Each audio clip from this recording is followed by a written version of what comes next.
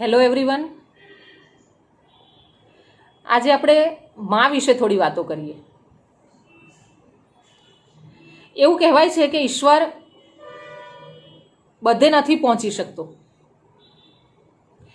એટલે એણે માનું સર્જન કર્યું છે, માને આ ધરતી ઉપર મોકલી છે. ખુદ ઈશ્વર પણ માના કોખમાંથી જન્મેલા છે.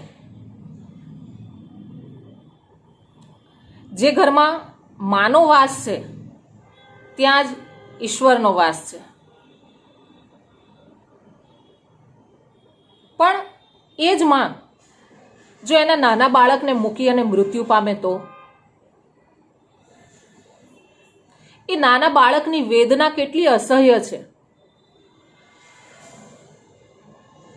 એને એની માતાની કેટલી યાદ આવે છે.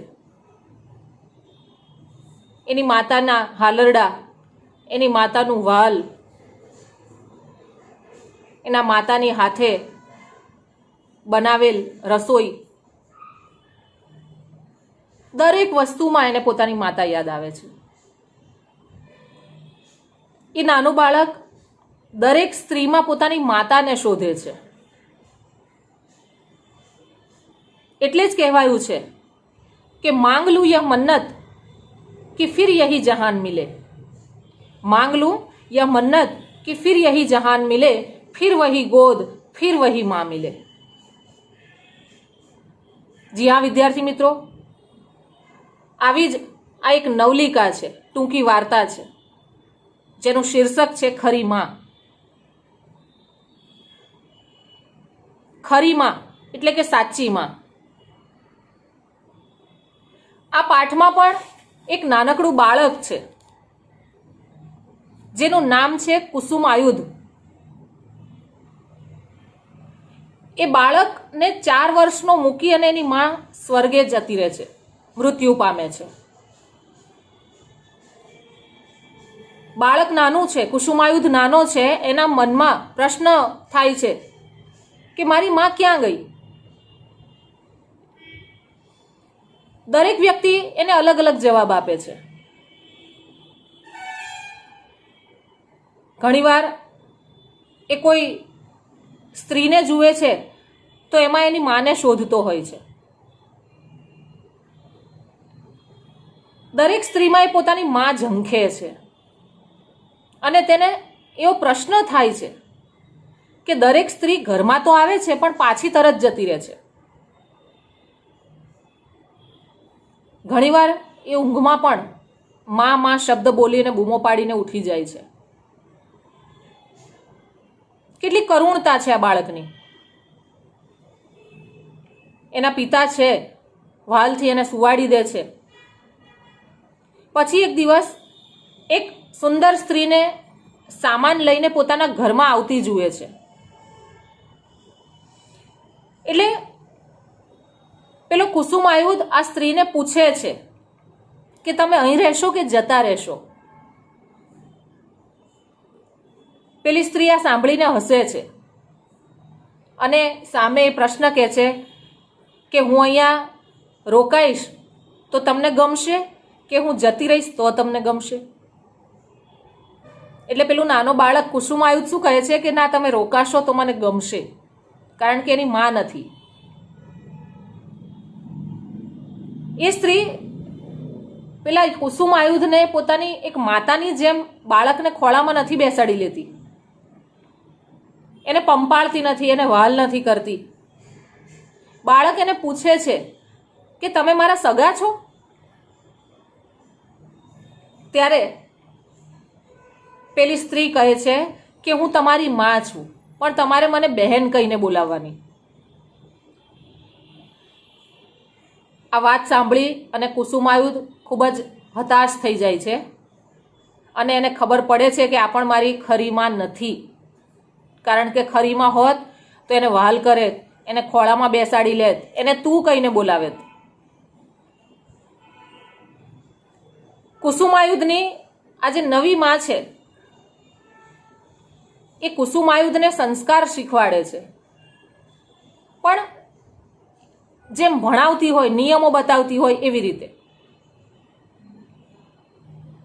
એક વખત કુસુમાયુધ બીમાર પડે છે અને એને એની માતાની યાદ આવે છે. આ નવી માં છે એને બીક બતાવીને દવા પીવડાવે છે. ડૉક્ટર દવા આપે છે પણ એને ફેર નથી પડતો, કારણ કે એ માતાના પ્રેમનો ભૂખ્યો છે. હકીકતમાં એને માના પ્રેમનો રોગ થયો છે એવું અહીંયા લેખક કહે છે.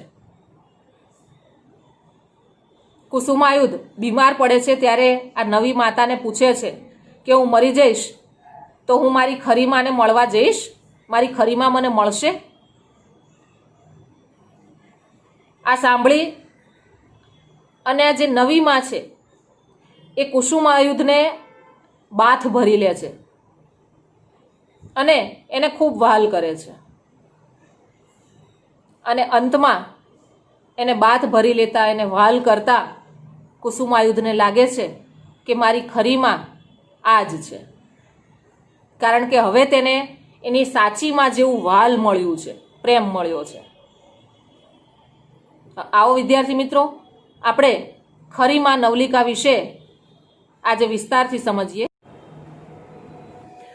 વિદ્યાર્થી મિત્રો, બીજો પાઠ ખરી માં વિશે વિસ્તારથી સમજીએ.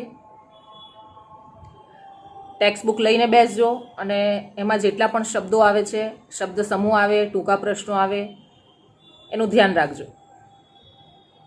જો પાઠમાં ધ્યાન આપજો. નાનકડો કુસુમાયુધ આજે મૂંઝવણભર્યો આનંદ અનુભવતો હતો. ગમી જાય એવી સારા કપડાં ધારણ કરેલી સ્મિત ભરી કોઈ યુવતી ઘરમાં ફરતી હતી. કુસુમાયુધ તેના માતા પિતાને એટલો વહાલો હતો કે તેનું નામ લાંબુ પણ નવાઈ ભર્યું પાડ્યું હતું. પરંતુ માતા એ પુત્રને લાડ લડાવવા જીવી નહીં. તેને 4 વર્ષનો મૂકી તે સ્વર્ગવાસી થઈ અને ત્યાર પછી 2 વર્ષ વીતી ગયા છતાં તેની માતા પાછી આવી નહીં. કુસુમાયુધ નાનકડો છે, 4 વર્ષનો. એની માતા મૃત્યુ પામી છે. અત્યારે એ ખુશ પણ છે અને મૂંઝવણમાં પણ છે, કારણ કે એના ઘરમાં એક સુંદર સ્ત્રી આવી છે. હવે એ સુંદર સ્ત્રી કોણ છે, કેમ આવી છે? માં ક્યાં ગઈ? એ પ્રશ્ન કુસુમાયુધના હૃદયમાં સતત રમ્યા કરતો હતો. નાનું બાળક છે એટલે વારે ઘડીએ પૂછે છે કે મારી માં ક્યાં ગઈ? કોઈ કહેતું એ તો પ્રભુના ધામમાં ગઈ, કોઈ કહેતું મામાને ઘેર ગઈ, કોઈ કહે એ તો જાત્રા કરવા ગઈ છે, નોકર કહેતો એ તો મરી ગઈ. નાનું બાળક છે, વારે ઘડીએ બધાને પૂછે છે કે મારી માં ક્યાં ગઈ? કોઈ કે એ તો ઈશ્વર પાસે જતી રહી, ભગવાન પાસે જતી રહી, કોઈ કે મામાના ઘેર ગઈ છે, કોઈ એને શું કહે કે એ તો જાત્રા કરવા ગઈ છે, અને એનો નોકર સાચું કહેતો હતો કે એ તો મરી ગઈ છે. પણ મને લીધા વગર એ કેમ ગઈ? કુસુમાયુધની એ આંસુભરી ફરિયાદ સૌની આંખમાં આંસુ લાવતી હતી. નાનકડું બાળક છે, વારે ઘડીએ એની માતાને યાદ કરે છે, રડી રહ્યું છે. એને જોઈને બધા રડે છે. મને લઈને કેમ ના ગઈ ભગવાનના ત્યાં, એવો પ્રશ્ન કહે છે. 1 વર્ષ સુધી એ ફરિયાદ કરી કરી થાકેલા બાળકે છેવટે પ્રશ્ન બદલ્યો, પણ પાછી તો આવશે જ ને? એ પ્રશ્ન સાંભળી સૌ કોઈ તેની સામે જોઈ રહેતું, ક્વચિત આંખ ઉપર લુગડું ઢાંકી દેતું અને કોઈ વખત થડકતે કંઠે જવાબ આપતું, હા હા આવશે હો, જાઓ રમો. હવે કુસુમાયુધ થોડો મોટો થયો એટલે ફરી પૂછે પ્રશ્ન કે મારી માં પાછી તો આવશે ને, ગઈ છે ત્યાંથી? એટલે પાછા એનું મન રાખવા માટે હા પાડી દે બધા કે હા આવશે, જા તું અત્યારે રમવા જતો રહે.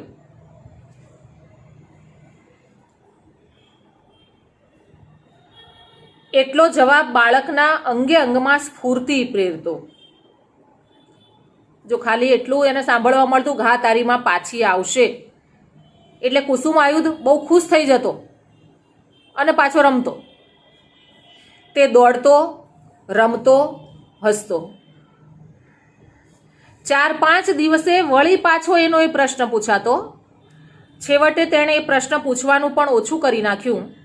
આસપાસના સર્વ મનુષ્યોએ કાવતરું કરી તેને તેની માથી વિખૂટો પાડ્યો હોય એવી માન્યતા તેના હૃદયમાં જન્મી અને તે એકલો એકલો રમવા લાગ્યો. હવે મોટો થયો, એ ધીમે ધીમે સમજણો થતો એવું લાગ્યું. હવે પ્રશ્નો પૂછવાનું બંધ કરે છે. એને એવું લાગે છે કે એના આસપાસના લોકોએ એને એની માને અલગ કરી દીધા છે. માત્ર રાત્રે ઊંઘમાં તે કોઈ વાર લવી ઉઠતો, માં માં. ઊંઘમાં એની માતાને યાદ કરતો, કારણ કે માં હોત તો એને સોડમાં લઈને સુવાડેત, એને વાલ કરેત. એકલો છે અત્યારે એટલે ઊંઘમાંથી એકદમ ઝબકી જાય છે. એની માતાને યાદ કરતો રડે છે. તેનો પિતા ઝબકીને જાગી ઉઠતો અને તેને શરીરે હાથ ફેરવતો. એકાએક તેણે સુંદર મુખવાળી કોઈ સ્ત્રી ઘરમાં જોઈ. માનું મુખ કોઈ પણ દેખાવડી યુવતીમાં જોવા તે મથતો. માના સરખું લુગડું પહેર્યું હોય એવી સ્ત્રીને તે ધારી ધારીને જોતો. એના ઘરમાં સુંદર મુખવાળી એક સ્ત્રી આવી છે. એને જોઈ રહ્યો છે. એની માને એ સ્ત્રીના અંદર શોધી રહ્યો છે. માના સરખું લુગડું પહેર્યું હોય, જો લુગડું એટલે કપડાં, માના સરખું એટલે માના જેવું, એની માતાના જેવા જો કપડાં પહેર્યા હોય તો એવી સ્ત્રીને ધારી ધારીને જોતો કે મારી માં છે. એવી કોઈ સ્ત્રી મળવા આવી હોય તેને ઘરમાં રહેવા આગ્રહ કરતો.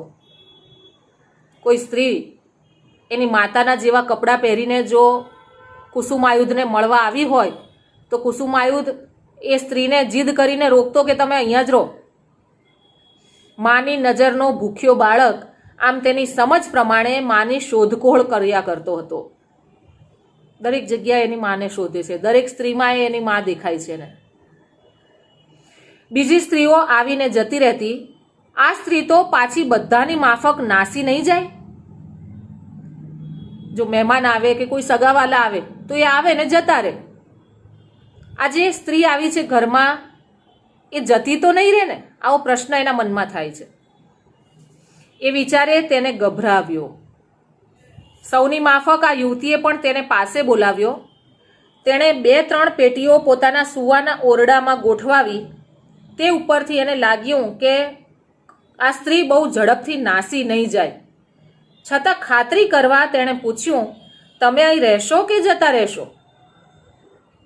પેલી જે નવી સ્ત્રી આવી છે, સુંદર સ્ત્રી, એ એની સાથે સામાન લઈને આવી છે.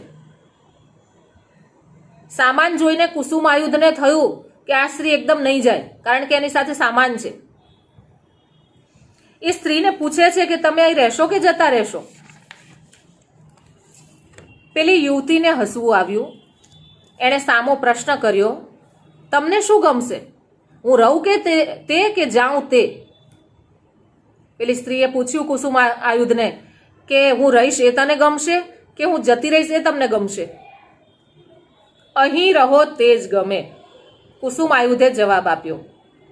તેને સમજ પડી નહીં કે આ સ્ત્રી તેને બહુવચનમાં શા માટે સંબોધે છે. જો પેલી સ્ત્રી કોણ છે? એ સ્ત્રી કુસુમાયુધની નવી માં છે. એનો સામાન લઈને આવી છે.